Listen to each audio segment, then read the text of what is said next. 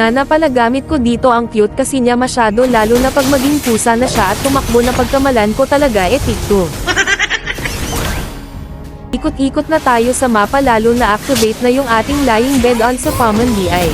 Diba sabi ni Nana Tihaya?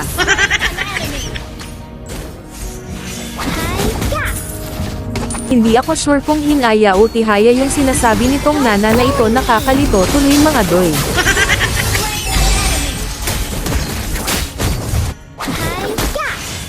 Kawawa naman itong aking kasama pinasok talaga sa loob ng tore namin tapos pinatay bawal nga yung ginawa mo doy.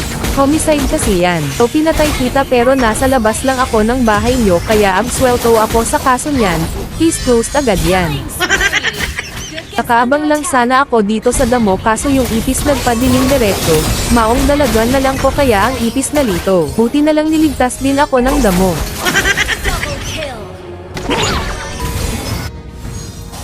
Dito nag-flicker lang ako sa wala paano ba naman kasi yung flicker ko kinulit na ako kaya pinagbigyan ko.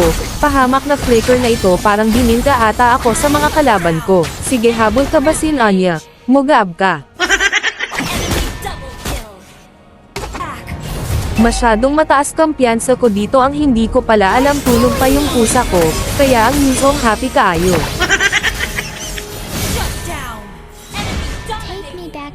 Ang kawawang itis tuluyan din nagtago sa damo maluoy na lang ako. Surrender na yung brody namin dito nonsa naman in tawon ka doy oy, mabigat na ba yung iyong puto toy? Sobrang ingat ko dito kasi nakita ko yung kasama ko naghahanap buhay din sa mga tore ng mga kalaban namin. Hindi nila alam yung tore nila paubos na. Akala ko maaga ko pa yung anak ng Vexana dito kaso yung akala ko wala di yun into muy klaro. Kaya uwi na lang ako kasi alanganin na ito happy death na lang talaga kami dito. Pag nakamalakas makadepensa yan basta maniwala ka lang hindi ka mawawalan at hindi ka rin magkakaroon. Kaya yung carry nila binigyan ko na kasi bali man good esuga. Kanina hirap na hirap kami sa'yo kung paano ka makatulog pero ngayon kaya bas hindi namin maglisod.